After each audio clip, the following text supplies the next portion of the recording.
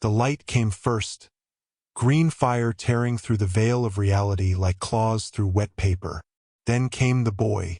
Ben10 exploded into existence 15 feet above the processional of saints, an avenue of black marble wide enough to march 10,000 pilgrims abreast.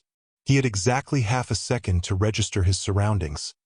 Towering Gothic architecture, statues the size of skyscrapers, thousands of robed figures prostrating themselves toward a distant cathedral, before gravity reminded him of its existence. He hit the marble hard enough to crack it, the impact driving stars across his vision as the Omnitrix flared with warnings he couldn't process through the pain. "Ow," he managed, rolling onto his back and staring up at a sky the color of old bruises. "Ow." Definitely a top 10 worst landing. Dimensional translation complete. Warning. Ambient energy signature incompatible with Omnitrix standard parameters. Caution advised. "Little late for caution," Ben groaned, forcing himself upright. His head spun, vision swimming as he tried to process what he was seeing. The architecture was wrong. Everything was too big, too ornate, covered in skulls and eagles and screaming faces carved into stone. The people were all staring at him. Thousands of them, maybe tens of thousands, dressed in ragged brown robes that looked like they'd never been washed. They'd stopped their march, stopped their chanting, and now they just stared, silent, unmoving. Their eyes were hollow with malnutrition but burned with something Ben couldn't name.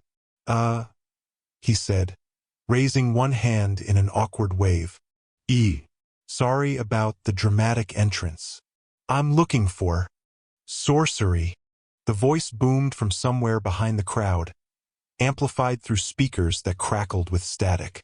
Ben spun, saw armored figures pushing through the mass of pilgrims, heavily armed soldiers in black armor covered with more skulls and eagles, carrying weapons that looked like assault rifles designed by someone who'd never heard of ergonomics. "Cease your witchcraft, mutant," the lead soldier bellowed, raising his weapon.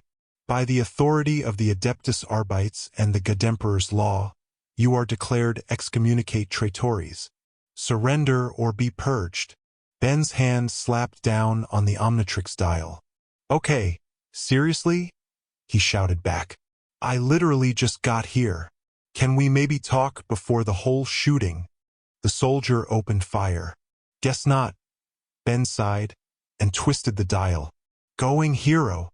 The transformation hit like lightning in reverse, reality compressing, cells rewriting themselves, DNA unwinding and reforming according to patterns encoded in cosmic circuitry. Ben felt his bones thicken, muscles surge with brutal mass, skin hardening into armored plates as he shot upward, mass multiplying exponentially. The Omnitrix's emerald flash temporarily blinded the advancing Arbites. When the light cleared, they found themselves staring at a 15-foot dinosaurian monster covered in brown plating, with tree trunk legs and fists the size of cargo containers. "Humongosaur." Ben's voice came out deeper, resonant through his transformed vocal cords. The name was automatic, a habit from years of announcing his forms. The massive alien body felt good, powerful, solid, safe. Nothing could hurt him like this. "Okay, officers, I really don't want to fight you guys, but..." The Arbite sergeant's response was to empty his magazine. The stubber rounds sparked off Humongosaur's armored hide like rain on steel, each impact barely registering as pinpricks. Ben felt his instincts surge, Vaxosaurian combat reflexes screaming at him to charge, to crush, to dominate through overwhelming force. He fought them down, raised both hands in a placating gesture that looked more threatening given his current mass. "Stop shooting. I'm not your enemy." "Damon!" the sergeant roared, discarding his empty weapon and drawing a massive combat shotgun from his back. "Brothers, incendiary rounds. Purge the manifested filth." More Arbites emerged from the crowd, forming a firing line with practiced efficiency. Ben saw the shells they loaded, each one stamped with prayer seals and leaking viscous chemicals that made his enhanced senses recoil. "Oh, come on. The first shotgun blast hit him center mass and exploded into white-hot flame. Ben staggered, more from surprise than pain, as phosphorescent fire washed across his chest plates. The heat was intense but manageable. Humungosaur's hide had evolved to withstand volcanic environments. But the principle of the thing was infuriating. I just saved your planet from the hybrid. I stopped Vilgax like 6 times. I'm a hero. He punctuated the word by slamming one massive fist into the marble, creating a crater that sent spiderweb cracks radiating outward. The impact's shockwave knocked the nearest Arbites off their feet, scattering the firing line. But the crowd, the thousands of pilgrims who'd been watching in silent shock, they didn't scatter. They surged forward. The Emperor's wrath made manifest. An elderly woman in the front ranks threw herself prostrate, forehead striking marble hard enough to draw blood. The divine angel descends to smite the unworthy. What? No, I'm not. Ben tried to back away as more pilgrims collapsed in fervent prayer, their voices rising in chaotic adulation that made his head spin. The words they chanted were incomprehensible, harsh Gothic syllables that seemed to physically press against his enhanced eardrums. Blessed be the Emperor's warrior. He comes to deliver us from darkness. The prophecy fulfilled. The green star descends. Guys, seriously, I'm not your... Ben's protest died as he saw what was happening to the pilgrims nearest him. They were bleeding from their eyes, tears of crimson streaming down ecstatic faces as they stared at him. Some were clawing at their own skin, scratching prayer marks into flesh with broken nails, all while laughing or weeping or both. "Oh God," Ben whispered, horror cutting through Vaxasaurian aggression. "What's wrong with you people?" The Arbite's sergeant had recovered, pulling himself upright with his shotgun as a crutch. His helmet had cracked, revealing a face that was all scar tissue and bionic implants. One eye replaced with a glowing red lens that fixed on Ben with mechanical precision. "You dare mock the faithful?" The sergeant's voice was cold as void.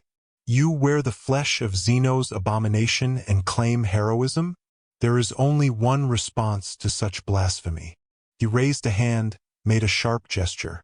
From the side streets, heavier units emerged, Arbites in full riot gear, armed with shock mauls crackling with electrical discharge.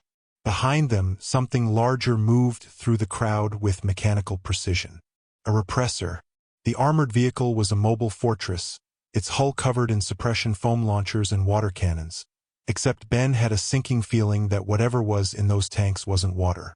The turret-mounted weapon swiveled toward him, and even through Humungosaur's thick hide, he felt the hair on the back of his neck stand up. The barrel began to glow with angry red light. "Nope, nope, time to not be here." Ben spun, his massive tail whipping around and sending a dozen Arbites flying like bowling pins. The crowd of pilgrims surged toward him even as he tried to retreat, hands grasping at his legs, voices raised in frenzied prayer that turned his stomach. The repressor fired. The beam was pure red energy, a lost weapon scaled up to vehicle mounting size. It struck Ben's shoulder and hurt, burning through armored plates that could shrug off anti-tank rounds. He roared, more from shock than pain, and did the only thing that made sense. He jumped.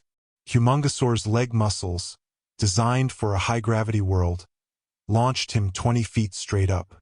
He came down on the roof of a building, some kind of administrative structure with more skulls carved into every surface, and the roof immediately collapsed under his 15 tons of transformed mass.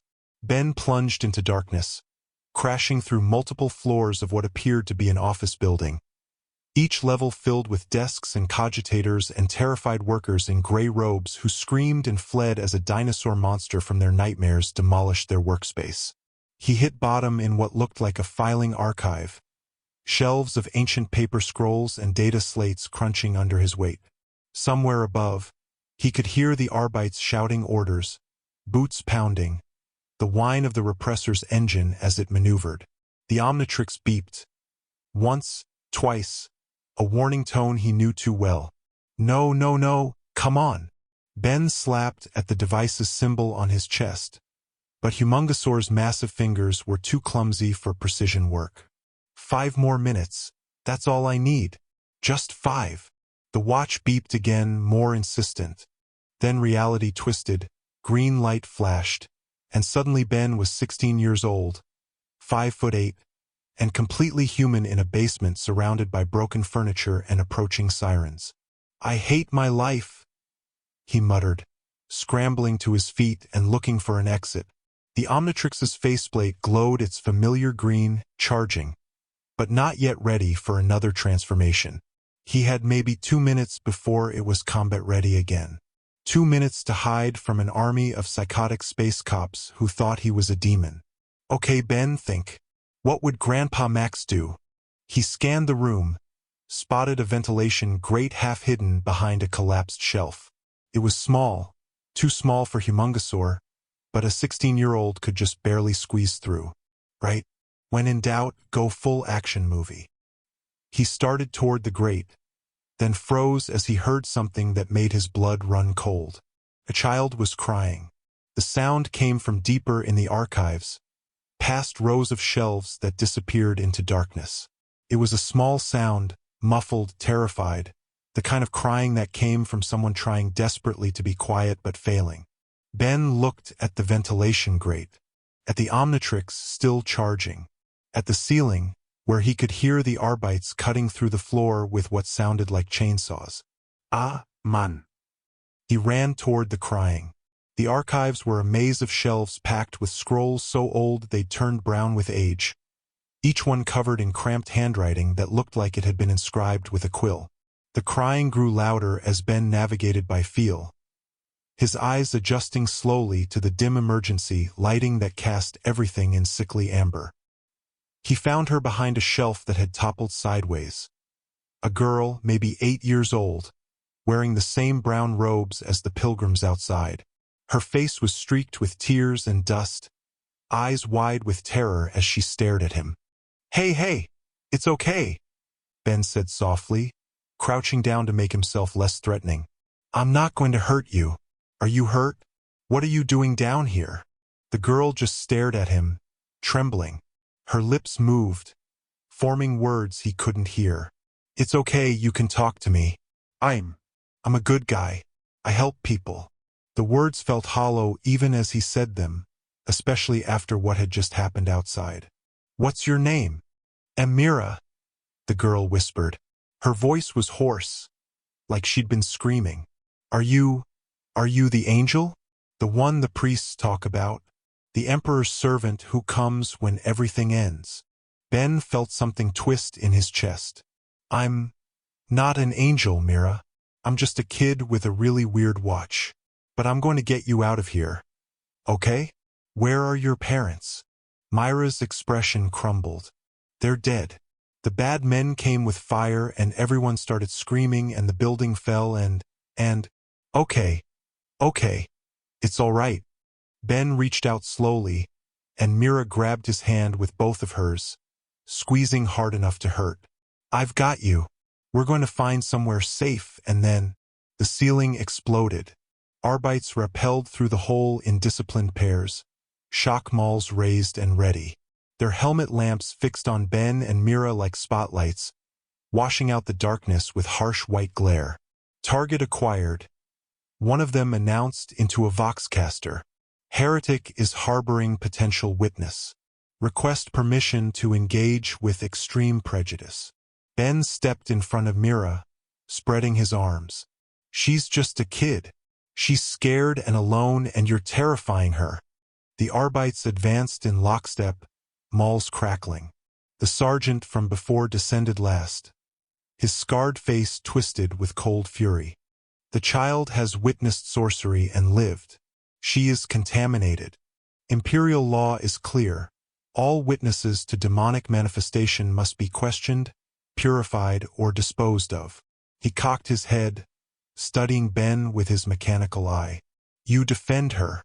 Curious. Demons do not show compassion." "I'm not a demon," Ben shouted, his hand instinctively going to the Omnitrix.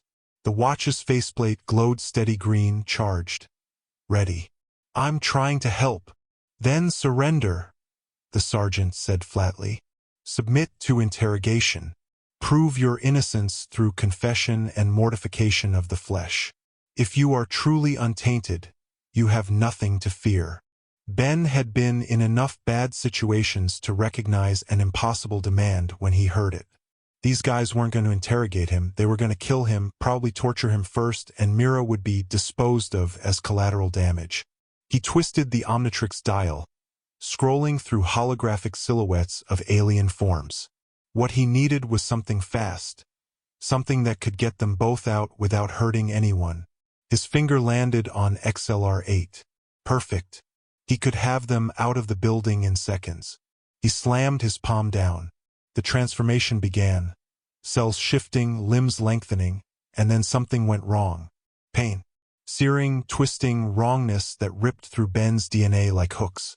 The green light of the Omnitrix flickered, strobed, pulsed with sickly colors that shouldn't exist. Purple-green, orange-black, shades without names. He felt his transformation stuttering, felt something else trying to force its way in through the genetic rewrite, something that tasted like screaming and whispered promises of power without end. Yes, young shifter, let me in. Let me show you perfection. Ben screamed, fell to his knees as the Omnitrix blazed with light that made the Arbites fall back, shielding their eyes.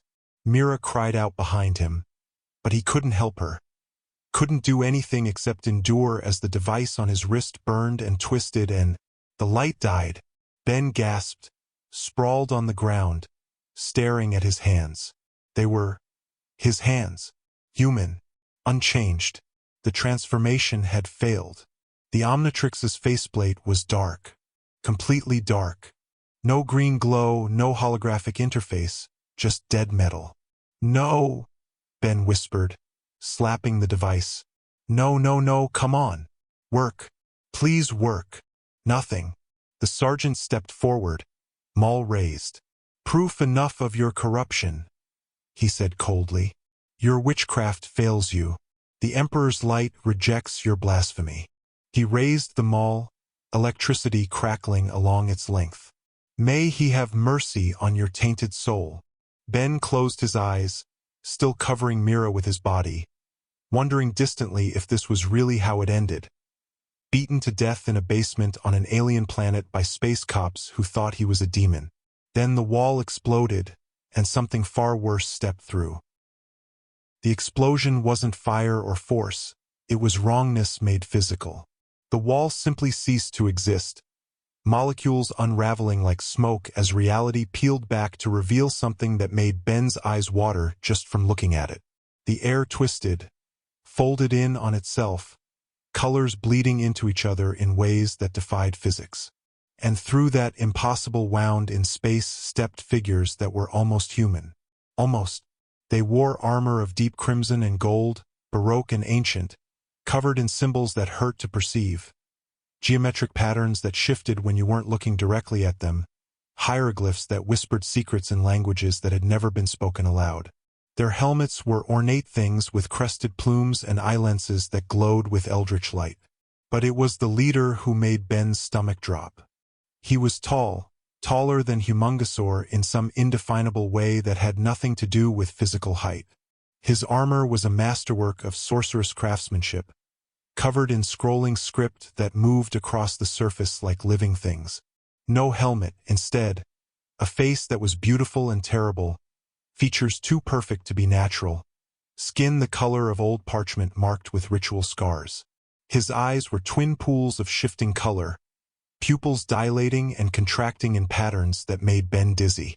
When he spoke, his voice was silk wrapped around broken glass. How fascinating! The figure's gaze fixed on Ben with predatory intensity. The Arbites chase a boy, and yet I felt the touch of impossible technology. Show me, child. Show me your gift. The Arbite's sergeant had gone rigid, his weapon trembling in his grip. Sorcerer, he hissed through clenched teeth. Traitor Astartes, you dare manifest in the Emperor's domain. The Crimson Warrior beside the leader raised one gauntlet hand, and the sergeant simply stopped. Not frozen, stopped, like someone had pressed pause on his existence. He hung in mid-motion, shock maul raised, face locked in an expression of fury. The other Arbites suffered the same fate, temporal stasis claiming them one by one. "Parlor tricks," the leader said dismissively. "The Monkey police are irrelevant." He took a step toward Ben, and reality bent around him, angles going wrong, shadows falling in directions that had no light source. "But you are a mystery wrapped in potential. I am Caliph, sorcerer of the 15th Legion, servant of the Architect of Fate. And you, boy, are something that should not exist." Ben scrambled backward, putting himself between Caliph and Mira, though he had no idea what he could possibly do without the Omnitrix. The watch was still dead on his wrist, useless metal weighing him down. "Stay back," Ben said, hating how his voice shook. "I don't know what you are, but what I am." Caliph laughed, the sound like wind chimes made of bones. "I am what you fear to become. I am what happens when one transcends the pathetic limitations of flesh and embraces true power." His eyes focused on the Omnitrix with hungry intensity. "That device, it is not of this universe. I can taste the otherness radiating from it. Technology that makes even the ancient works of Mars look like children's toys." He gestured, and one of his warriors stepped forward, carrying something that made Ben's skin crawl just from proximity. A staff topped with a crystalline structure that pulsed with sickly light, colors that shouldn't exist swirling within its depths. "I have spent centuries studying the art of transmutation," Caliph continued, his voice taking on a lecturing quality, as if he were speaking to a student rather than a captive. "The changing of flesh, the malleability of form, the infinite possibilities of existence unbound by a single shape. And yet, for all my knowledge, I am limited. Each transformation requires ritual, sacrifice, time." His smile was vulpine. "But you change in an instant. No ritual, no cost, just will made manifest." "It's not magic," Ben said, though he wasn't sure why he was explaining. "It's technology, science, DNA rewriting at the cellular level through." "I know what it is," Caliph snapped, and for a moment his perfect features twisted into something monstrous before smoothing out again. "I have dissected lesser Xenotech for 10,000 years. But nothing like that." He pointed at the Omnitrix. "That is not Eldari soulcraft or Necron living metal or Tau primitive engineering. That is something new. Something from beyond." Behind Ben, Mira whimpered. He could feel her trembling, small hands clutching at his jacket. He wanted to tell her to run, but where would she go? The Arbites were frozen. The exits were blocked by crimson-armored sorcerers. And Ben was just a kid with a broken watch. "What do you want?" Ben asked, forcing himself to meet Caliph's shifting eyes. "Want?" The sorcerer tilted his head, considering. "I want to understand. I want to know. Knowledge is power, boy. And you were the greatest source of knowledge I have seen in millennia." He took another step closer, and Ben could smell something acrid and sweet, like incense mixed with burning copper. "But more than that, I want to see what happens when true power meets infinite possibility." He raised his hand, and the staff his warrior held began to glow brighter. The crystalline structure at its apex pulsed, and Ben felt something wash over him. A sensation like fingers made of ice and fire and electricity all at once, probing, searching, trying to slide underneath his skin. "Your device is damaged," Caliph observed, his eyes narrowing. "The warp has touched it, corrupted its mechanisms." It tasted the Imperium and recoiled. His smile widened. "How delicious! Even your impossible technology cannot withstand the touch of chaos." "Chaos?" Ben's mind raced. The word meant something, clearly. These guys kept using it like it was a title. "What are you talking about? What's wrong with the Omnitrix?" "That is what you call it?" Caliph laughed again. "How prosaic. Tell me, boy, did you feel it when you tried to transform? Did you feel something else trying to force its way in? The whispers? The promises? Ben's blood ran cold. He had felt something. During that last transformation attempt, when the light had gone wrong and the pain had hit, something had spoken to him. Something that wasn't the Omnitrix's AI. Yes, young shifter. Let me in. I don't know what you mean, Ben lied. Kalitha's expression suggested he knew exactly how transparent that lie was. You are a poor liar, child. But that is not important. What matters is this: your device is broken. Here, in this reality, it cannot function as intended. The warp, what your limited understanding might call hell or other dimensional space. It interferes with technology, corrupts it, changes it. He gestured at his own armor, at the eldritch symbols crawling across its surface. Unless one learns to embrace that corruption, to make it a tool rather than a weakness. I'm not embracing anything from you psychos, Ben snapped, some of his usual defiance returning despite his fear.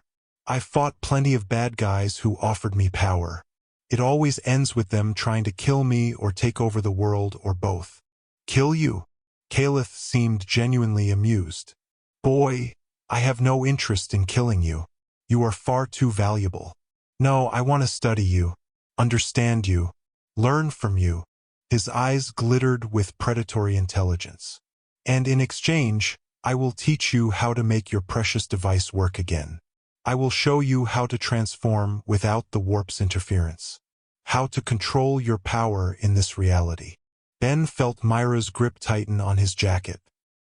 He glanced back at her. She was staring at Kalith with naked terror, lips moving in silent prayer. And what's the catch? Ben asked. Because there's always a catch with you villain monologue types. Kalith's smile could have cut glass. The catch, as you so eloquently put it, is simple. You will serve my purposes. When I require your unique talents, you will provide them. Think of it as a professional arrangement. I restore your power, you occasionally do tasks for me. Everyone benefits. Yeah, I'm sure your tasks are totally reasonable and not at all evil, Ben said sarcastically. Pass. Unfortunate. Kalitha's expression didn't change, but something in his eyes went cold. Then I suppose I'll have to take what I want by force. Krenthis, begin the extraction. The warrior with the staff stepped forward, raising the crystalline structure. The light within it blazed brighter, and Ben felt that invasive sensation return tenfold. Hooks of pure force digging into his nervous system, wrapping around the Omnitrix, trying to pull. Ben screamed, falling to his knees as agony lanced through his arm. The Omnitrix sparked, dead metal suddenly crackling with erratic energy as something tried to rip it off his wrist. He could feel his bones creaking, tendons stretching, skin splitting. No! The shout came from behind him. Mira surged forward, small hands grabbing the staff-bearer's arm and yanking with surprising strength. The sorcerer stumbled, the staff's light wavering for just a moment, and in that moment of disruption, the Omnitrix blazed to life. Not the familiar green glow. This was wrong, sickly. Green shot through with veins of purple and crimson, colors that pulsed in time with Ben's racing heartbeat. The pain vanished, replaced by something worse, euphoria. Power flooded through him, raw and intoxicating, and he felt the device offer him transformations he'd never seen before, alien silhouettes that writhed and shifted in ways that made his eyes hurt. Take it, something whispered. Take the power.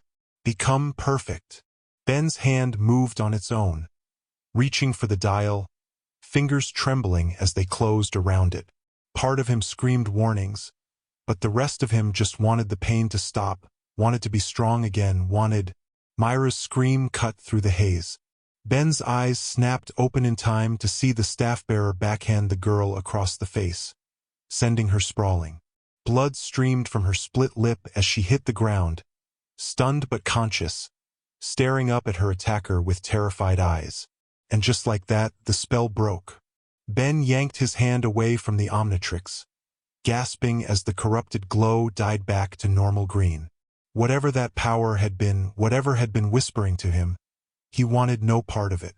"You bastard," Ben snarled, rising to his feet. The Omnitrix was working again, properly this time, the familiar interface scrolling through his standard roster. "You don't get to hurt kids.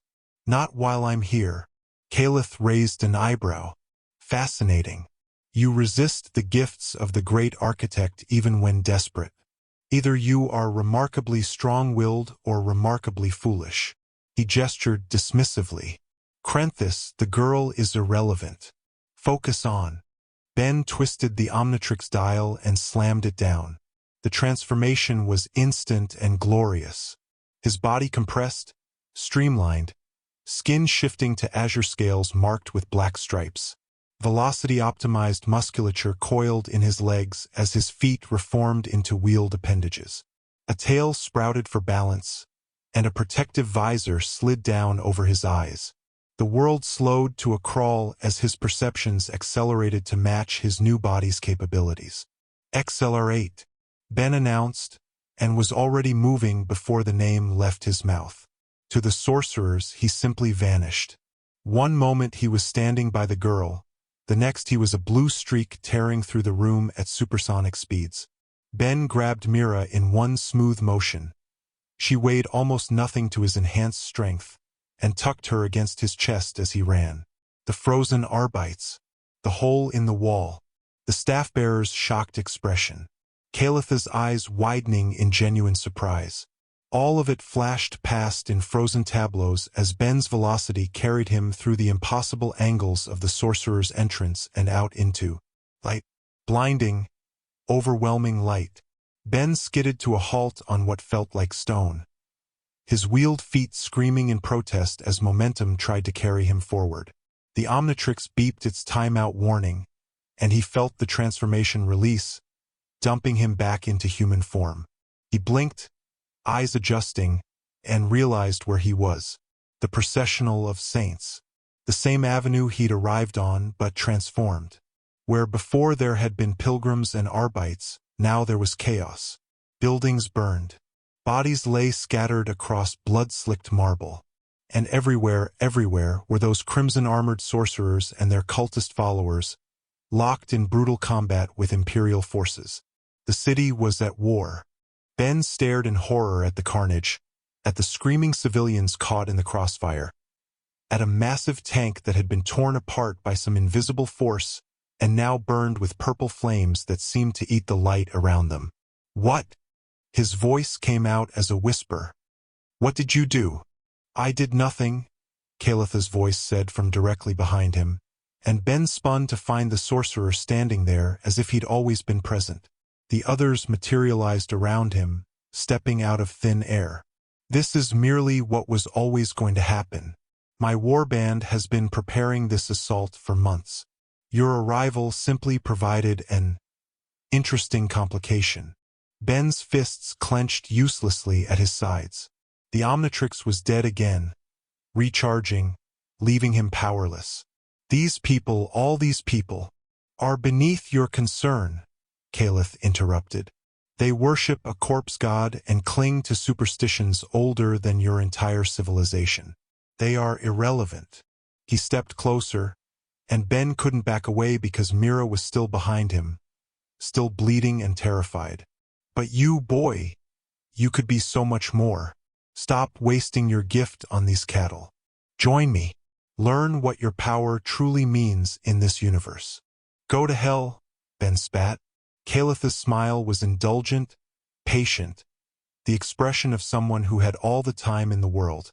"You will say yes eventually. They always do. But very well. I shall give you time to see the truth of this galaxy. To understand that heroism is a child's fantasy." He gestured, and his warriors began to fade, reality bending to swallow them. When you tire of futile rebellion, when your watch fails you again, when you realize that power without direction is meaningless, find me. "How?" Ben asked despite himself. "Oh, I think you already know." Caliph tapped his temple with one armored finger. After all, you heard the whispers, didn't you? During your transformation. You felt something else trying to help you. His smile widened. That door has been opened, Ben10. You need only knock and I will answer. Then he was gone, along with his warriors, leaving Ben alone on a battlefield with unconscious girl and a city burning around him. Ben stood there for a long moment, trying to process everything that had happened. Then Mira groaned behind him, stirring, and he remembered that he had more immediate problems than cryptic sorcerer threats. He knelt beside her, checking her injuries. The split lip looked bad but not critical. She'd have a nasty bruise on her face. But she was alive, conscious, even, as her eyes fluttered open and focused on him. You saved me, she whispered, voice hoarse. Yeah, well, Ben tried for a smile and failed. That's kind of my thing. Can you walk? She nodded, and he helped her to her feet. Around them, the sounds of battle were growing closer. Lost weapons firing. Something roaring in a language that made Ben's teeth ache. Screams of the dying mixing with fanatical prayers. We need to find somewhere safe, Ben said, more to himself than to Mira. Somewhere those creeps can't follow. Somewhere I can figure out what the hell is going on. The cathedral, Mira said immediately. Cathedral sanctified. They say it's blessed, protected. Even the bad things can't go there. Ben looked toward the horizon, where a massive structure loomed, easily the largest building he'd seen. A Gothic monstrosity that dwarfed skyscrapers, all spires and buttresses and grotesque statuary. It was kilometers away, but even from here he could see it was under siege, explosions flashing along its perimeter. Great, he muttered. Of course the safe place is in the middle of a war zone. But what choice did he have? The Omnitrix was still recharging. He had no weapons, no backup, no idea where he was or how to get home. And a little girl who'd gotten caught up in his mess was depending on him. Just another day in the life of Ben10. Okay, he said, taking Myra's hand. Cathedral it is. Stay close to me, and if things get bad. The Omnitrix beeped, its faceplate lighting up green. Ben grinned despite everything. Never mind. When things get bad, just hold on tight. He twisted the dial, selected a form built for speed and protection, and slammed his palm down. Jetray's transformation took him, a red, yellow, and black manta ray alien with the power of flight and energy projection. He scooped up Mira with practiced ease, holding her securely against his streamlined body. You're really not an angel, are you? Mira asked, staring at his alien face with wide eyes. Nope, Ben said, his voice buzzing with electronic distortion. Just a kid with a really weird watch. Now hold on, we're flying. He launched himself into the smoke-filled sky, neuroshock blasts clearing a path through the chaos, leaving the battlefield behind. But even as he flew, Ben couldn't shake Kalitha's words. Couldn't forget that whisper that had come through the Omnitrix during his corrupted transformation. That door has been opened. Ben really hoped that wasn't true. Flying over a war zone was like watching hell try to improve its aesthetic. Ben, still in jet-ray form, soared above the city's skyline. Mira clutched securely against his aerodynamic body as he navigated through columns of oily black smoke. Below, Sanctum Validus burned. Not the clean, quick destruction of a natural disaster, but deliberate, methodical devastation. Entire districts were ablaze with those wrong-colored flames he'd seen earlier, purple and green fires that consumed stone as easily as wood. Through Jetray's enhanced vision, Ben could make out the battle lines. Imperial forces, those black-armored Arbites and what looked like actual soldiers in different uniforms, had established defensive positions around key structures. They fought with desperate ferocity against the crimson-armored sorcerers and their cultist followers. But what made Ben's stomach churn were the civilians. They weren't evacuating. They were fighting. Old men with improvised clubs charged at armored warriors. Women threw themselves at enemy positions with explosives strapped to their chests. Children Myra's age or younger, carried ammunition to firing lines or dragged wounded soldiers to cover, all while chanting those same incomprehensible prayers. "What's wrong with these people?" Ben muttered, banking hard to avoid a pillar of fire that erupted from a collapsed building. "Why aren't they running?" "Running is heresy," Mira said quietly against his chest. Her voice was flat, matter-of-fact, reciting something she'd been taught. "To flee from the Emperor's enemies is to abandon your faith. Better to die in his service than live in cowardice." That's... Ben struggled to find words that wouldn't sound like he was attacking her beliefs. "That's insane. You're supposed to survive first, fight second. Grandpa Max taught me that." "Who's Grandpa Max?" "Someone who'd be losing his mind if he could see this." Ben spotted the cathedral ahead, impossible to miss given its sheer scale. The structure was genuinely massive, a mountain of Gothic architecture that must have taken centuries to build. Its central spire pierced the smog-choked sky like an accusing finger, topped with a massive golden eagle that caught the dying sunlight and blazed like a second sun. The cathedral's perimeter was a killing field. Bodies, both Imperial defenders and Crimson invaders, lay in heaps around hastily erected barricades. Heavy weapons emplacements fired continuously at advancing cultists, lost beams cutting down attackers in disciplined bursts. But the defenders were being pushed back inch by bloody inch. "There!" Mira pointed with a shaking hand. "The Pilgrim's Gate. South entrance. It's where children come for blessing." Ben adjusted his trajectory, angling toward the gate Mira indicated. It was smaller than the cathedral's main entrance, though still large enough to drive a bus through, and seemed less heavily contested. Maybe because both sides were focused on the primary approaches. He descended in a controlled dive, neuroshock blasts lancing out to scatter a group of cultists who'd gotten too close to the gate. The energy bolt struck with surgical precision, enough force to stun and incapacitate without killing. Ben had learned that trick after one too many fights where he'd had to hold back. Jetra's feet touched stone, and Ben released Mira carefully before triggering the transformation release. Green light flashed, and he was human again, the Omnitrix beeping its cooldown warning. The gate was barricaded from the inside, heavy steel reinforced with wooden beams and what looked like prayer scrolls. Ben pounded on it with his fist. "Hey, we need help out here. We've got a kid." For a long moment, nothing. Then a slot in the door opened, revealing a pair of suspicious eyes. "Identify yourself, stranger." "I'm Ben10. I'm from, Ben's mind raced. "How did you explain being from another universe to religious zealots?" "I'm not from around here. Look, we're being chased by those psycho-sorcerers. This kid needs medical attention. Can you let us in or not?" The eyes narrowed, then shifted to Mira. "Child, speak. Is this one your captor?" "No," Mira said quickly. "He saved me. From the Arbites and the bad men with the red armor. He changed into monsters, but he's good, I think." The uncertainty in that last word made Ben wince, but apparently it was enough.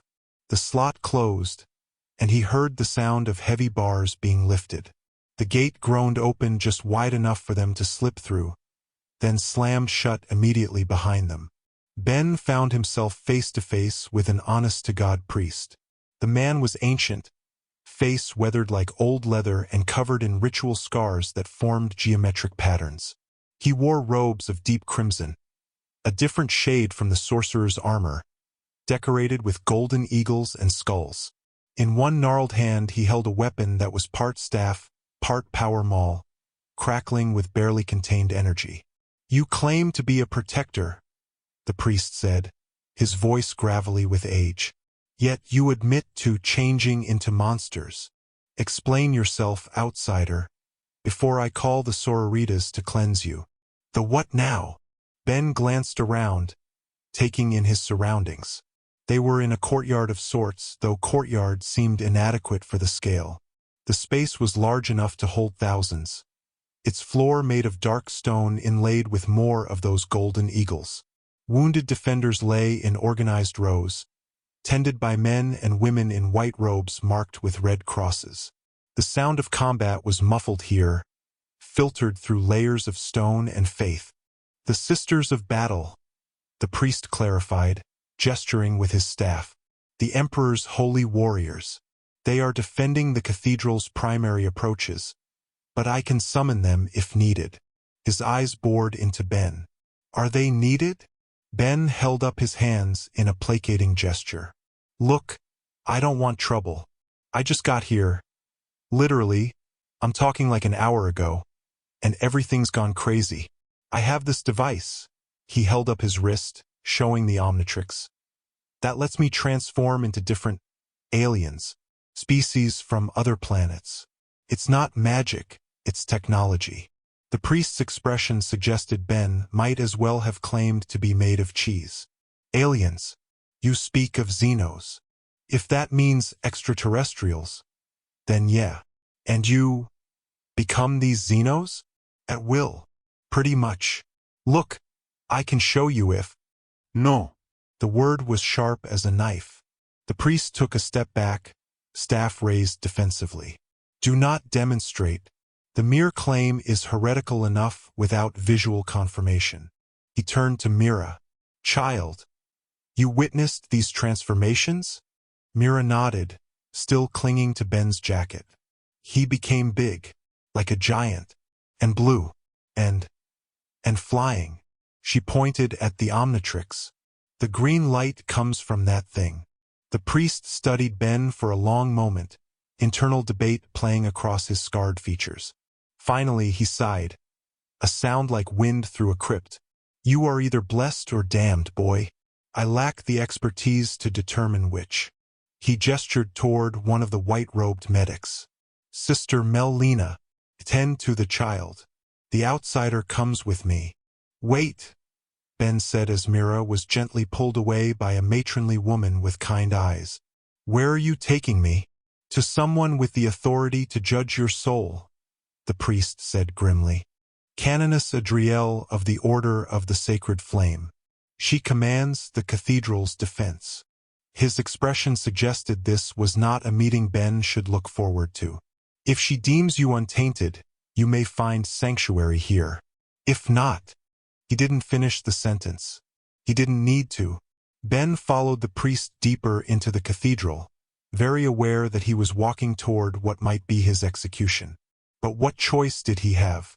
Outside was a war zone controlled by a sorcerer who wanted to dissect his watch and use him as a lab rat.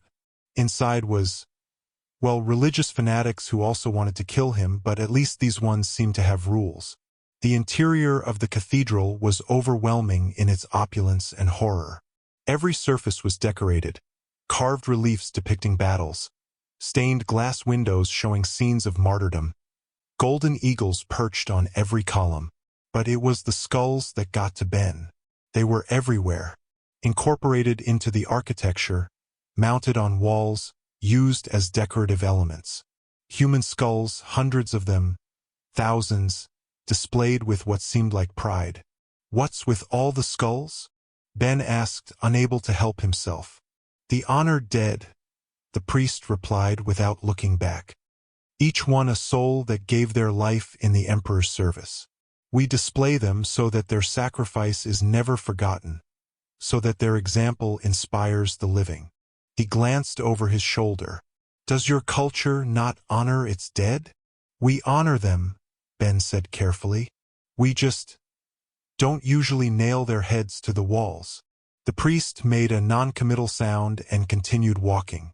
They climbed a winding staircase, no elevators naturally, that seemed to go on forever. By the time they reached the top, Ben's legs were burning and he was seriously regretting skipping gym class so often. The priest, despite his apparent age, wasn't even breathing hard. The staircase opened onto a command center of sorts. Maps covered the walls, actual paper maps, hand-drawn, showing the cathedral and surrounding districts. Officers in various uniforms clustered around tables, moving markers and relaying orders through handheld devices that crackled with static.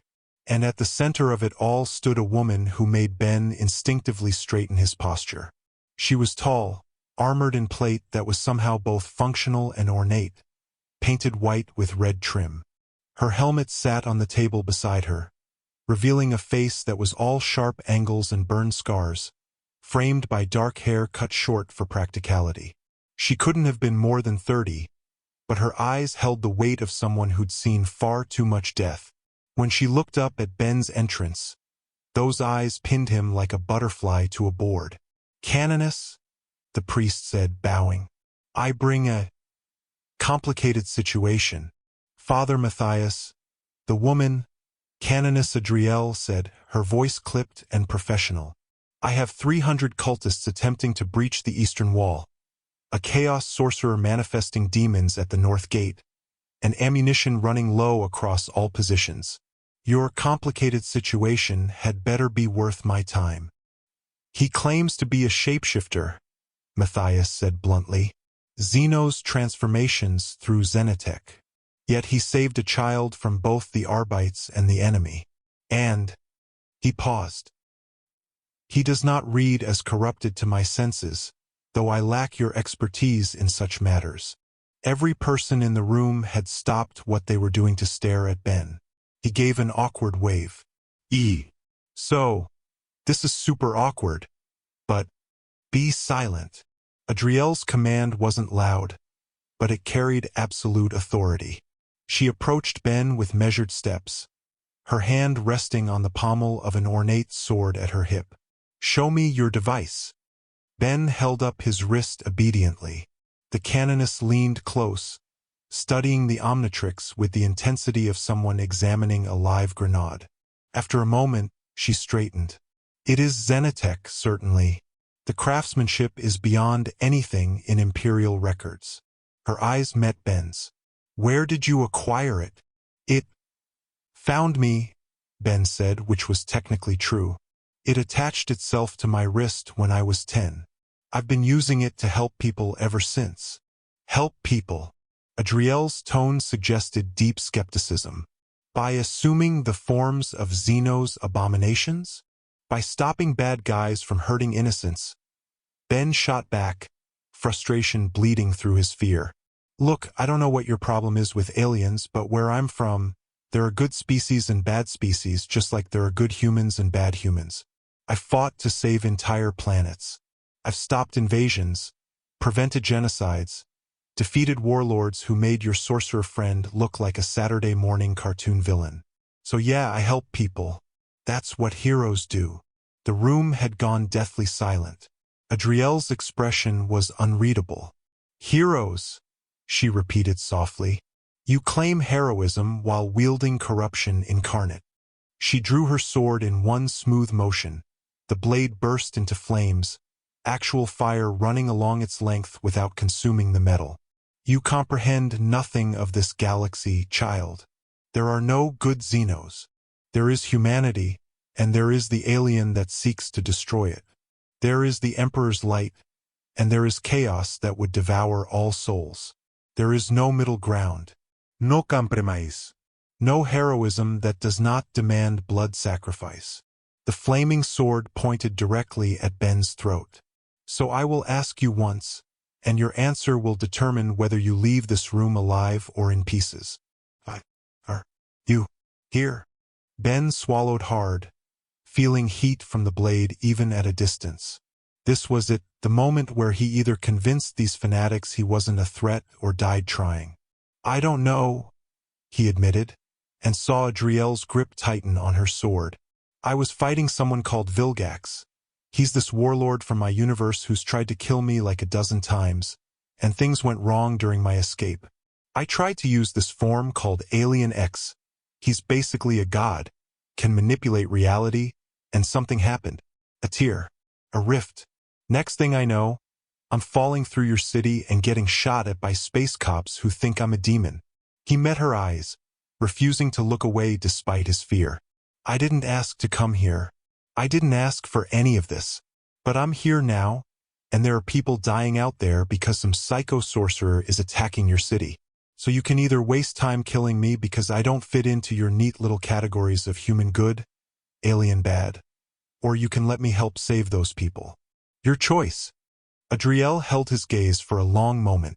Then, slowly, she lowered her sword. The flames died, leaving only scorched metal. You have courage, at least, she said. Foolish courage, but courage nonetheless. She turned to her officers. Continue defensive operations. Route reinforcements to the eastern wall, and tell Sister Superior Magdalena to hold the north gate at any cost. She looked back at Ben. You will remain here under guard. If you attempt to transform, you will be executed. If you attempt to flee, you will be executed. If I determine you are tainted by chaos, you will be executed. Are we clear? Crystal, Ben muttered. Good. Adriel sheathed her sword and returned to her maps. Father Matthias, have the Medici examine the child he rescued. If she's contaminated, we'll need to quarantine her before. Wait, what? Ben took a step forward, stopped only by two guards who suddenly appeared at his sides. Las guns pointed at his chest. You're not doing anything to Mira. She's just a scared kid who got caught up in this mess. She witnessed warp sorcery and lived, Adriel said without looking up. That makes her a potential vector for corruption. Standard protocol demands. I don't care about your protocol. Ben's hands balled into fists. She's 8 years old and she's terrified. You're supposed to be protecting people, not treating them like potential threats? Adriel's head snapped up, and for the first time Ben saw genuine emotion in her eyes. Anger, yes, but also something that might have been pain. You want to know why we have these protocols, outsider? 3 years ago, a scared child manifested warp powers in a cathedral on Belizer 7. By the time we realized what was happening, the demon wearing her skin had slaughtered 200 worshippers and corrupted half the city's clergy. We lost the entire planet. She crossed the room in 3 strides, getting in Ben's face despite the foot of height difference. I would love to treat every refugee as innocent until proven otherwise. I would love to assume the best in people. But this is the 41st millennium, boy. The galaxy doesn't reward trust. It rewards paranoia and preemptive brutality. That child will be examined. If she's clean, she'll be cared for. If not, she didn't finish. Didn't need to. Ben wanted to argue. Wanted to transform into 4 arms and smash his way to Mira, grab her and fly away to somewhere. Anywhere. That wasn't this nightmare of fanaticism and violence. But he was surrounded by armed zealots in a fortress under siege, and his only advantage, the Omnitrix, would just get him killed faster if he used it. So instead, he said the only thing he could. Can I at least see her? Talk to her? She trusts me. Adriel studied him for a long moment, then nodded curtly. 5 minutes. Supervised. And boy, her hand rested on her sword hilt again. If you try anything heroic, I will personally send you to meet whatever god you worship. Understood. Understood, Ben said through gritted teeth. As guards escorted him back down the stairs toward the medical area, Ben couldn't shake the feeling that he'd just agreed to something terrible. That by accepting their protection, he'd become complicit in their paranoid brutality. But what was the alternative?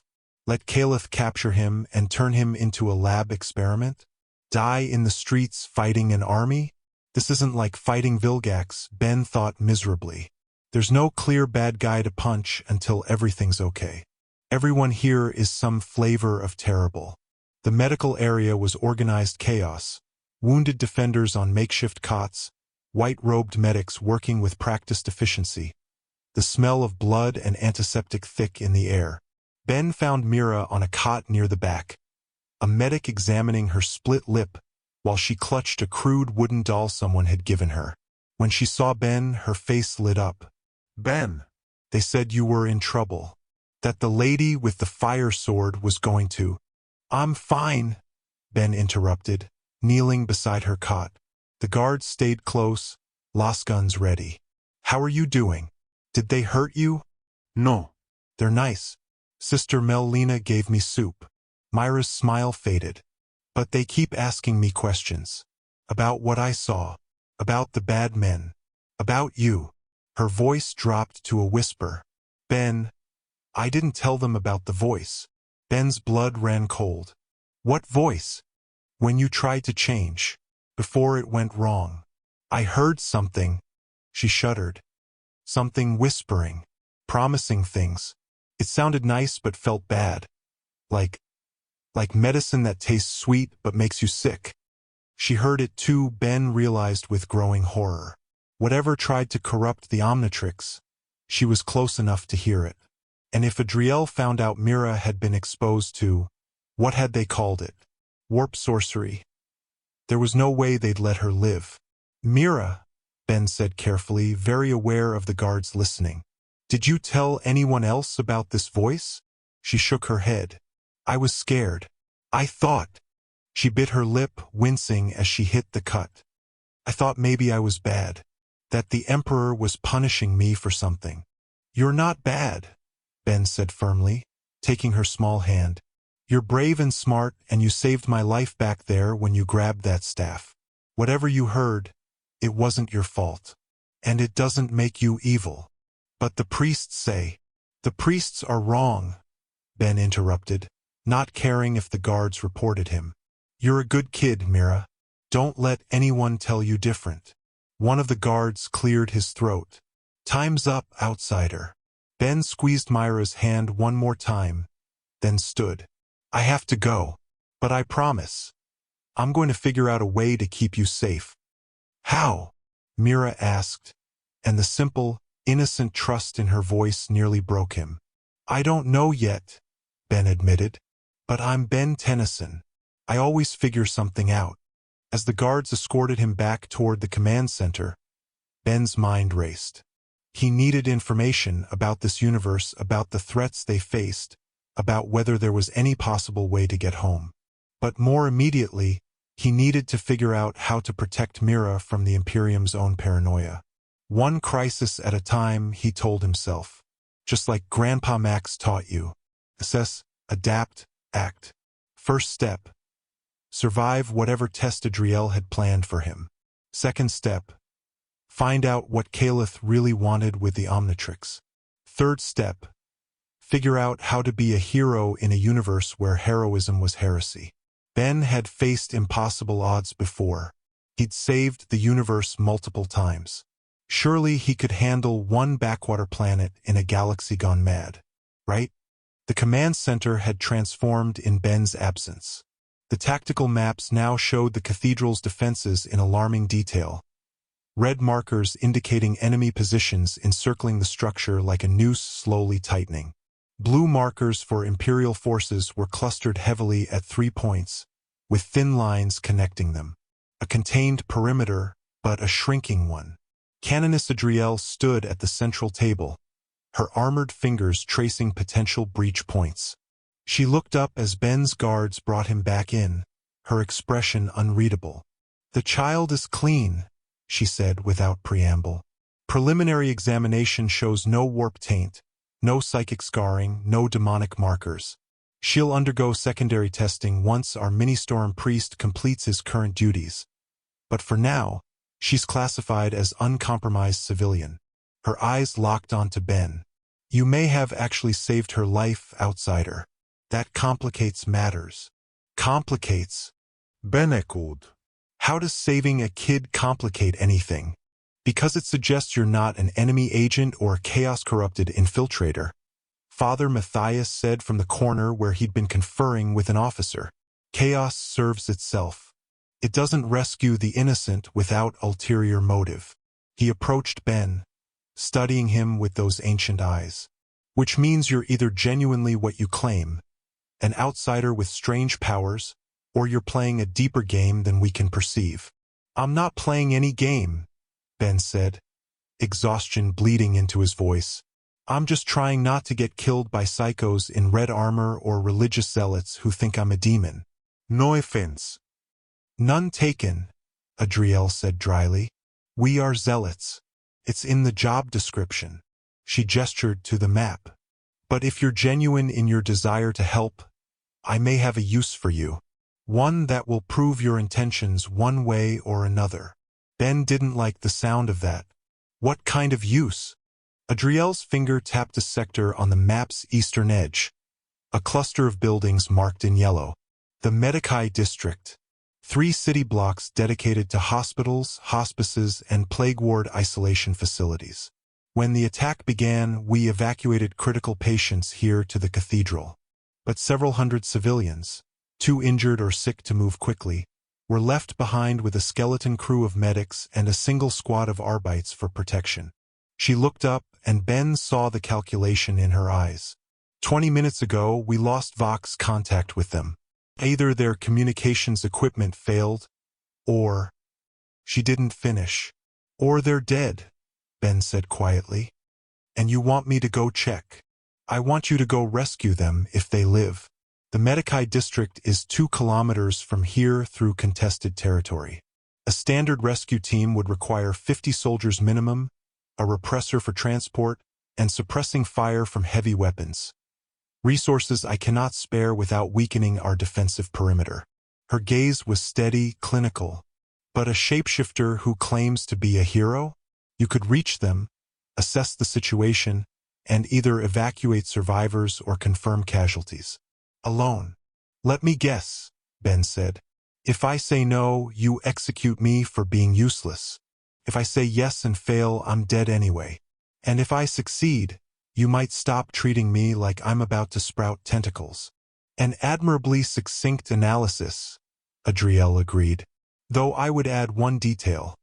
If you succeed, I will personally advocate for your sanctuary here until we can arrange proper investigation by the Inquisition. If you flee or turn on us, I will hunt you across this planet and make your death last days. She paused. Also, there are children in that Medici district. 37 of them, last count. Pediatric ward on the 3rd floor. Ben's jaw clenched. She knew exactly what she was doing, appealing to his protective instincts while simultaneously testing his loyalty. It was manipulative and cold, and exactly the kind of pragmatic ruthlessness he'd come to expect from this nightmare universe. It was also probably the only chance those people had. Fine, Ben said. I'll go. But I'm not doing this to prove anything to you. I'm doing it because it's the right thing to do. Your motivations are irrelevant, Adriel said, already turning back to her maps. Father Matthias will escort you to the south postern gate. It's the least defended approach, which means the least likely to be under active assault. From there, you're on your own. Story of my life, Ben muttered. As Matthias led him back through the cathedral's labyrinthine corridors, the old priest spoke quietly. You remind me of someone I knew long ago, a young man who believed in absolutes, in clear right and wrong, in heroism without compromise. He glanced at Ben. The galaxy taught him otherwise. I wonder what it will teach you. Nothing good, I'm guessing, Ben said. This place seems designed to crush hope. Hope is the first step on the road to disappointment, Matthias quoted. But perhaps, he paused at a junction, considering his words. Perhaps disappointment is preferable to despair. The canoness will not admit it, but she was like you once. Believed in saving everyone, in mercy tempered with justice. Then she lost 300 sisters to a demonic incursion that began with one act of misplaced compassion. He sighed. She still serves faithfully. But the woman she was died that day. They reached the postern gate. A small, reinforced door guarded by 2 sisters of battle in full armor. The guards eyed Ben with open suspicion but stepped aside at Matthias's gesture. One last piece of advice, boy, the priest said as he unsealed the door. In this galaxy, there are no clean victories, only degrees of loss. Accept that now, or it will destroy you later. The door opened onto a narrow alley choked with debris and smoke. In the distance, Ben could hear weapons fire and screaming. He checked the Omnitrix, fully charged, ready to go. Yeah, well, Ben said, stepping through the doorway. Good thing I'm used to bad odds. The door sealed behind him with a heavy thud, leaving him alone in the alley. Ben took a deep breath, oriented himself using the mental map Adriel had shown him, and started moving. 2 kilometers, through a war zone, to save people who'd probably try to kill him on sight. Just another Tuesday. The city had transformed into a maze of fire and corpses. Ben moved through the streets in XLR8 form, his enhanced speed turning the world into a slow-motion nightmare. He could see every detail. The cultist with half his face melted off, still crawling toward an Arbite's position and chanting in that language that made Ben's ears hurt. The Imperial defender crushed under fallen rubble, hands still reaching for a weapon she'd never fire again. The civilian who'd been caught between 2 firing lines, body torn apart by weapons from both sides. He'd seen death before, fought villains who killed without remorse. But this was war, indiscriminate, grinding, meaningless death on a scale that made his previous battles look like playground scuffles. Focus, Ben told himself, pushing down the nausea. People need help. You can process trauma later. He navigated by landmarks, a collapsed tower here, a burning chapel there, keeping to side streets where possible. Twice he encountered cultist patrols and simply ran past them before they could react, his velocity turning him into a blue blur. Once, he stumbled into an active firefight and had to backtrack, narrowly avoiding a rocket that vaporized the building behind him. The Medikai district was easy to identify once he got close. The buildings were white or had been once, before soot and blood painted them new colors. Large red crosses marked their purposes, though several had been defaced with the same twisted symbols Ben had seen on the cultist's armor. He slowed as he approached the main hospital, XLR8's enhanced hearing picking up sounds from within. Movement, voices, but something was wrong about them. Too rhythmic, too synchronized, like a chant or prayer repeated in perfect unison. Ben found a side entrance, a service door hanging open on broken hinges, and slipped inside, letting the transformation drop to conserve power. The Omnitrix beeped softly, and he reflexively covered it to muffle the sound. The interior was dark, emergency lighting casting everything in bloody red. The walls were covered in the same symbols from outside, painted in what Ben really hoped wasn't blood but probably was. The chanting was louder here, coming from multiple floors above. He started climbing the stairs, each step careful and quiet. His sneakers, which had somehow survived dimensional travel, transformation sequences, and a war zone, barely made a sound on the tile. The first floor was empty except for overturned beds and medical equipment. The second showed signs of struggle. Bullet holes in walls, scorch marks from lost weapons, a guard's severed arm still gripping a shock maul. The third floor, the pediatric ward, was where he found them. Ben emerged from the stairwell into a long hallway lined with rooms. At the far end, in what had probably been a play area, stood approximately 20 cultists arranged in a circle. They were chanting that same incomprehensible language, their voices rising and falling in disturbing harmony. In the center of their circle, something worked with frantic energy.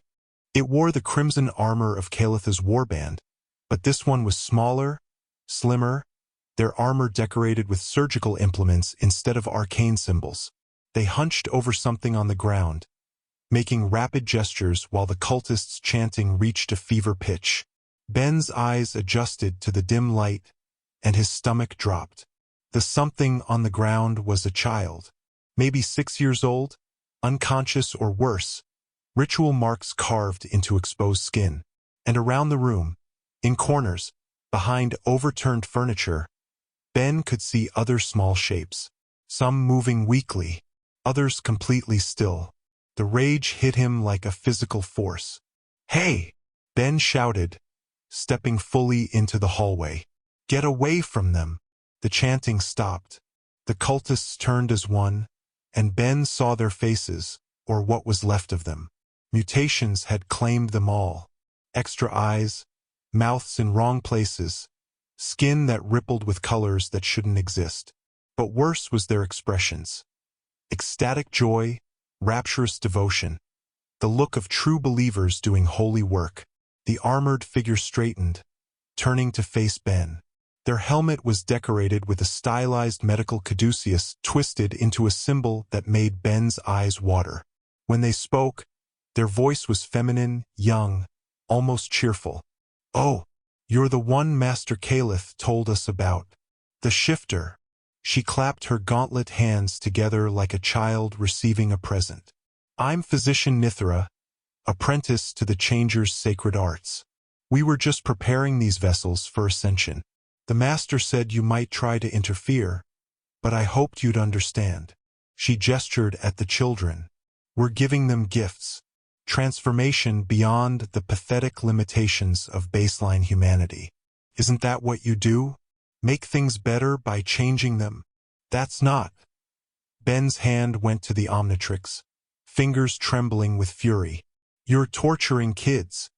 "I'm improving them," Nithra corrected, sounding genuinely hurt. "The weak flesh of mortality, upgraded with blessings of change.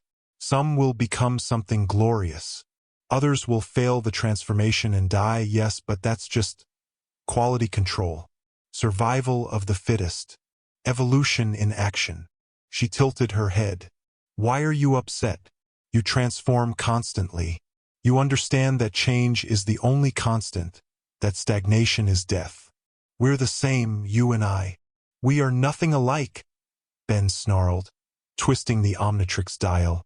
The holographic alien cycled past, heat blast for arms, wild mutt, and he needed something that could end this fast before more kids died.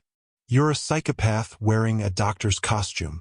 And you're a child playing hero without understanding the game," Nithra said, her cheerful tone never wavering. "But Master Caliph wants you intact, so I'll give you one chance. Walk away. Let us finish our work. When these blessed ones awaken as something greater, you'll see that we're right. Change is divine. Transformation is salvation." Ben's response was to slam his palm down on the Omnitrix.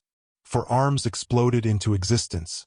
For muscular limbs, red skin over dense alien musculature, raw strength enough to punch through tank armor. The transformation was satisfying in its simplicity. Sometimes you just needed to hit things really, really hard. "Yeah, I'm gonna pass on that." For arms rumbled, his voice deeper and resonant through his tetramand vocal cords. "New rule. Nobody tortures kids while I'm around. Call it a personal policy." The cultists surged forward with that same rapturous devotion, improvised weapons raised. Ben met them head-on.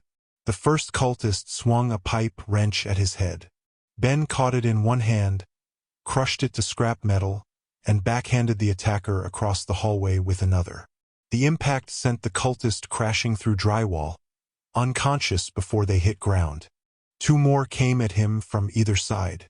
Ben grabbed both, lifted them overhead, and brought them crashing together with a sound like meat hitting pavement. They crumpled in a heap. The rest hesitated, just for a moment, instinctive self-preservation warring with zealous devotion. In that moment, Ben charged. What followed was less a fight than demolition. For arms was built for overwhelming physical dominance, and these were unarmored humans with minimal combat training. Ben pulled his strikes, holding back enough to incapacitate without killing, but each blow still hit like a battering ram. Cultists flew across the room, crashed into walls, collapsed in moaning heaps. Nithra watched it all with detached curiosity, like a scientist observing an interesting specimen. "Remarkable," she murmured. "The transformation is seamless. No ritual, no sacrifice, just instant metamorphosis. The Changer would be so pleased if..." For Arms's massive hand closed around her armored throat, lifting her off the ground. "Shut up." Ben squeezed just enough to make his point clear. "Where are the rest of the kids? How many did you kill?" Nithra's legs kicked futilely, but her voice remained calm, almost amused. "Such strength, such potential. And you waste it on mercy." She raised one hand, and Ben saw she held something. a crystalline vial filled with swirling colors that hurt to look at. The master said you'd be difficult. He also said you'd be persuadable. She crushed the vial. Reality hiccuped. The colors exploded outward in a wave that washed over Ben like ice water made of screaming. For a brief, terrible moment, he felt something else trying to claw its way into his mind through the Omnitrix. That same presence from before, whispering promises and lies and offers of power beyond imagining. Yes, yes. Let me in, young shifter. I can make you perfect. Never weak. Never helpless. Never afraid. Ben's grip on Nithra weakened as he staggered, all four arms clutching at his head. The Omnitrix blazed with that wrong light again.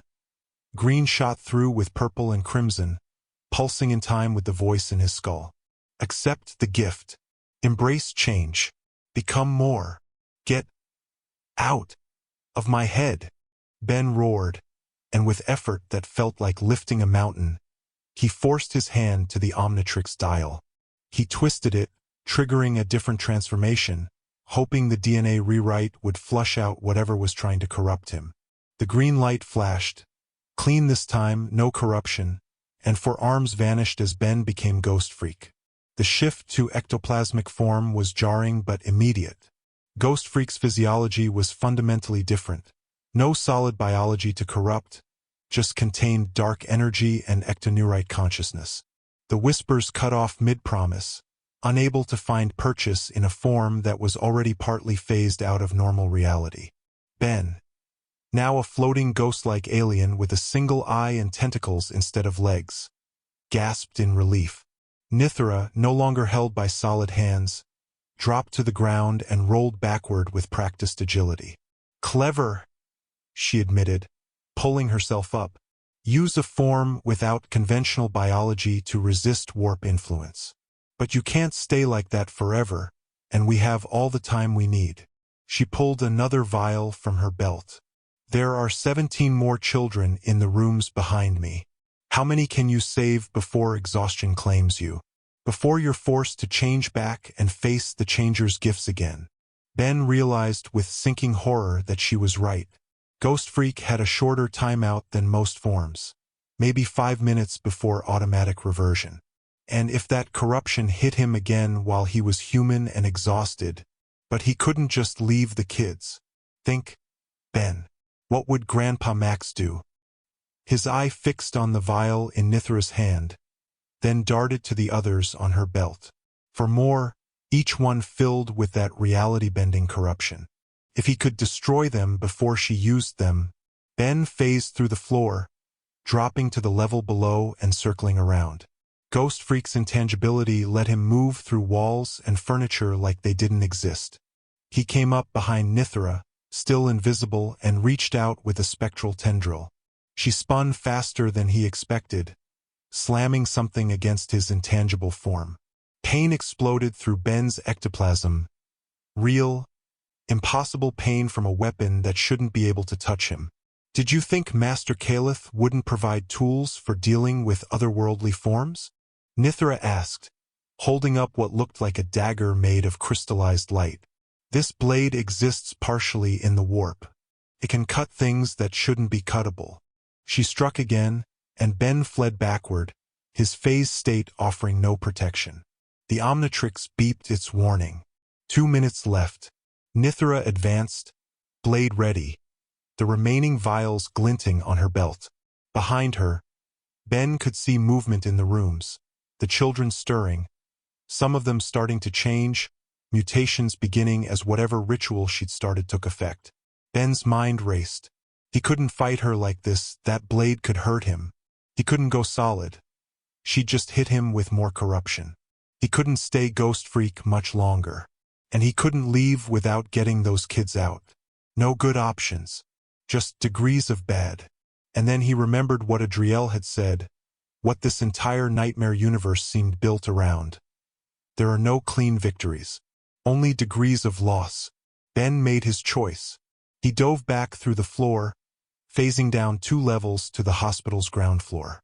The Omnitrix beeped more insistently. 1 minute. He found what he was looking for. A medical supply closet, its door hanging open, shelves full of chemicals and equipment. 30 seconds. Ben grabbed an oxygen tank with his spectral tentacles, concentrating to maintain just enough solidity to lift it. He'd learned this trick fighting Zomboso. Ghost Freak could selectively solidify parts of himself for brief moments. 20 seconds. He phased back up through the ceiling, the oxygen tank clutched to his chest. Nithra was checking the children in the rooms, her back to the hallway. 10 seconds. Ben threw the tank as hard as his ectoplasmic strength allowed, then went fully intangible and fled. The tank hit the wall directly behind Nithra and ruptured. The explosion wasn't huge, oxygen accelerating a fire rather than creating one, but it was enough. The cultists' ritual candles, the chemical accelerants they'd used to paint their symbols, the ancient hospital building's flammable materials. All of it went up at once. The shockwave caught Ben mid-flight as the transformation timed out, dumping him back to human form in a tumbling heap. He hit the ground hard, ears ringing, vision blurred, the Omnitrix dead and recharging on his wrist. Through the smoke and flames, he could hear Nithra screaming, not in pain, but in rage. You destroyed them, the vessels, the blessed ones. Weeks of preparation. Ben pulled himself up, coughing, his entire body aching. The fire was spreading fast, too fast. The whole floor would be consumed in minutes. The kids. He had to get the kids. He stumbled toward the nearest room, smoke burning his lungs. Inside, 3 children lay unconscious but breathing, apparently not yet affected by Nithra's improvements. Ben grabbed the smallest, a girl maybe 5 years old, and slung her over his shoulder in a fireman's carry. Come on, wake up," he said to the other 2, shaking them roughly. One stirred, eyes fluttering open. Can you walk? We need to move. Now. The boy, maybe 8, nodded groggily. Ben grabbed his hand and the hand of the 3rd child, a girl who was now conscious and crying, and hauled them toward the stairwell. Behind them, the flames roared louder, heat washing over them in waves. They made it 2 floors down before the Omnitrix beeped ready. Ben didn't hesitate. He slapped the dial and became Jet Ray, his manta ray form allowing him to carry all 3 children at once. He flew down the remaining floors and burst out a ground-level window, glass shattering around them as he escaped into the smoke-filled street. He didn't stop flying until he was 2 blocks away, finally setting the children down on relatively clear ground. They were alive, traumatized but alive. 3 out of 17. Ben doubled over, hands on his knees, trying not to vomit. 3 out of 17. 14 dead because he'd chosen to blow up the building rather than find another way.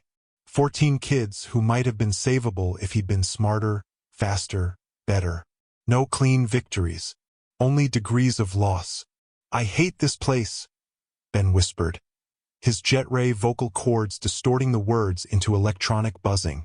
I really, really hate this place. Behind them, the hospital burned, a pillar of black smoke rising into the bruised sky. And somewhere in that inferno, Nithra was either dead or not, her vials destroyed or not, the other children saved or lost to flames. Ben didn't know which outcome was worse. He gathered the 3 survivors, all unconscious again from shock and exhaustion, and began the flight back to the cathedral, carrying the weight of failure alongside the weight of their small bodies. Adrielle had wanted proof that he could make the hard choices. He supposed she'd gotten it.